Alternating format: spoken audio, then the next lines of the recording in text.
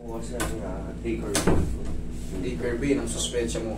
Para malaman mo, ang Dicker vein dito po. Ayan. O, Dicker vein.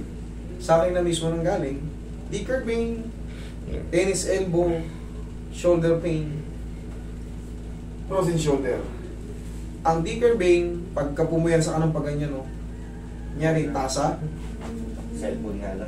Kahit basta tasa, cellphone, basta ganitong posisyon. Tsaka yung parang may gaganituin ka, oh. O kaya yung minsan naman, sa doorknob, o kaya magsususi ka ng motor. Ako nakaranas na ako yun, pero kaya natin yan. Pero may susundin ka lang, sir, ha? Ito kasing Dicker vein, hindi siya kaagad nasi-0-0. Honestly, kasi galing na ako rito, hindi siya kaagad nasi-0-0. Gagawin mo dyan, hahatakin mo pa yan siya araw-araw. Gugulat kahit hindi siya tumulog. Gaganunin mo lang siya, kahit hindi siya tumulog, ayan o. Ganyan lang, hindi ka masasaktan. Pero kailangan mo lang ganun-ganunin yun. Pag ginanito ko, okay, sorry. Pag binaba, masakit. Pag tinaas, pababa talaga. Kaya nga pag ginanon mo yung tasa, kaya cellphone. Okay, Dicker vein, positive. Very simple problem, maliit lang, pero ang laki ng epekto. Bakit? Ano ba yung daily natin? Ginagamit natin, daily machine natin is kamay.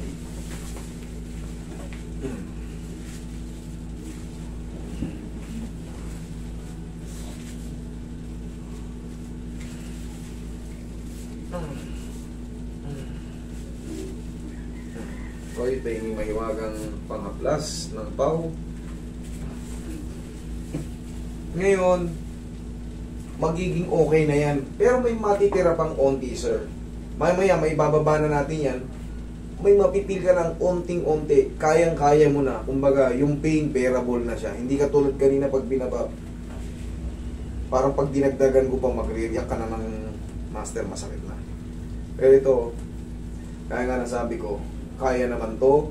Pero kailangan nyo lang magdusa pa ng mga ilang araw na gaganon-ganunin nyo yung kamay nyo. Kasi, kumbaga yun yung pinaka-self-therapy nyo eh. Galing din ako dyan, no? Dito, sakit. Na-chamban ako yan sa ball. Dumulas yung pagganong ko ng doorknob. Para may lumagitik. Nang hindi ko mawari eh. Siyempre, kaliwa. Hindi ko ma-perfect. Pinaano ko kalaro eh. Sa awa ng Diyos. Nga, gripo lang.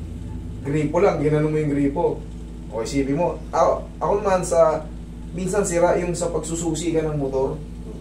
Yan, sa kanya gripo naman pag-twist ng gano'n. No? Pero yun sir, okay na yun sir. Believe it or not.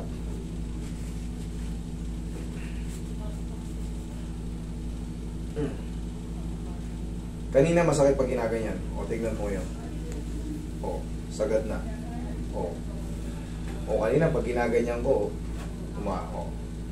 Pero, gaya nga ng sabi ko, nung unang explanation ko, meron pa yung konting-konti na, kayang-kaya na, kahit magagaganong-ganong ka yan,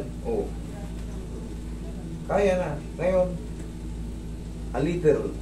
Gaya nga ng sabi ko sir, ayan, hawakan mo ng ganyan, kahit yung sa mga katropa mo, basta sagad tanggalin din tissue kasi madulas ayan tignan mo maigi, review mo yung video natin. Sagad, okay, kahit hindi siya tumunog, dito naman sa kabila, parang gano'n din yun. Gano'n lang. Pero itong pupuruhan mo, yan Okay? Thank you. Yung